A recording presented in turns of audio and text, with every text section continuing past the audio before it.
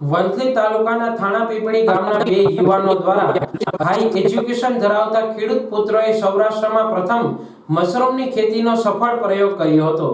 થાણાપીપળી ગામના બે યુવાનો દ્વારા ખેતીના નવતર પ્રયોગ હાથ ધરેલ, જેમાં સૌપ્રથમ મધમાખી ઉછેર કરી સારું એવું મધ ઉત્પાદન કરીને પોતાની બ્રાન્ડથી માર્કેટમાં મધુવંતી પ્રાકૃતિક ફાર્મની અલગ અલગ ઉત્પાદન કરીને ચીજો લોકો સુધી પહોંચતી કરી સફળતાની શરૂઆત કરી હતી, જેમાં હવે સૌરાષ્ટ્રમાં મશરૂમની ખેતીમાં સફળતા મળી છે.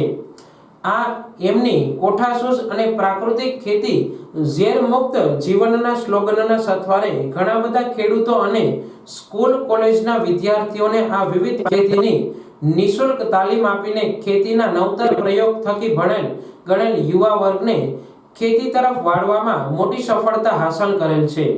કોઈ પણ વ્યક્તિ વિશેષ એમના થાણાપીપળી ખાતેના મધુવંતી પ્રાકૃતિક ફાર્મમાં ફ્રી ઓફ નવતર પ્રયોગની તાલીમ મેળવી પોતાનો વ્યવસાય ઊભો કરી રોજગારની તકો ઊભી કરીને સ્કિલ ડેવલપમેન્ટ યોજના અંતર્ગત મેકિંગ ઇન્ડિયા સૌનો સાથ સૌનો વિકાસ સૂત્રને સાર્થક કરવામાં કામયાબ થઈ શકે છે. જેમને ઉડવું જ છે તેમને આકાશ પણ ડૂબવું પડે છે. એ સૂત્રને આ બે યુવાનોએ સાર્થક કરી બતાવ્યું છે.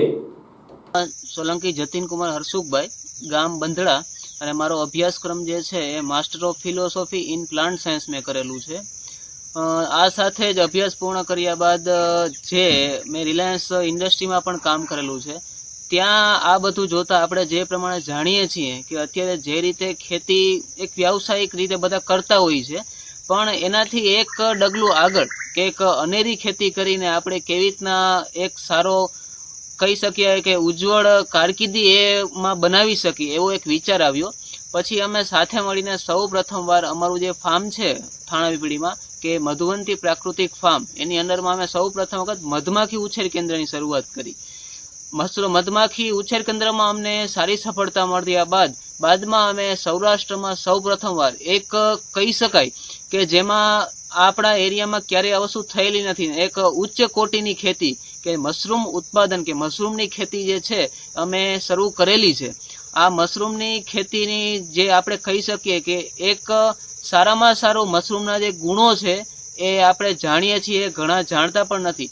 તો ખેડૂતો આ તરફ વધે, અને સાથે સાથે આપણે એ પણ જાણીએ છીએ કે હાલની ખેતીમાં જંતુનાશક દવાઓ, જંતુનાશક ખાતરો, એના ઉપયોગથી આપણે જમીનને સંપૂર્ણપણે આપણે જે છે પ્રદૂષિત કરેલી છે. મશરૂમની ખેતી એક એવા પ્રકારની ખેતી છે કે જેને તમે 15 બાય 15 રૂમથી પણ શરૂઆત કરી શકો છો, અને એમાં ઓછામાં ઓછા પાણીની જરૂરિયાત હોય છે.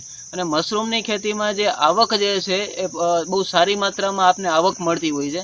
આ સાથે સાથે અમે એક પ્રાકૃતિક ફાર્મમાં જે છે વિદ્યાર્થીઓ અને ખેડૂતોને આપણે નિઃશુલ્ક તાલીમ પણ આપી રહ્યા છીએ કે જે ખેડૂતો આપણા પાસેથી આપણું ફાર્મ જોઈ અને આગળ વધવા માંગે છે, મશરૂમની ખેતી કરવા માંગે છે, એને આપણે નિઃશુલ્ક તાલીમ આપીએ છીએ. અહીંયા આવીને ફાર્મ પર આપણે જોવે, જાણે, પછી પોતાને જો ખેતી ચાલુ કરવું હોય મશરૂમની તો આપણે તમામ પ્રકારનું એને જે છે સપોર્ટ પણ આપવા માટે તૈયાર છીએ.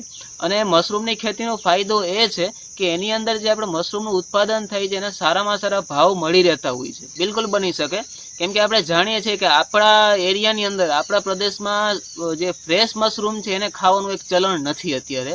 તો જે ફ્રેશ મશરૂમ માનો કે આપણે નથી વેચાતું, તો એ મશરૂમને આપણે ડ્રાય કરી શકીએ.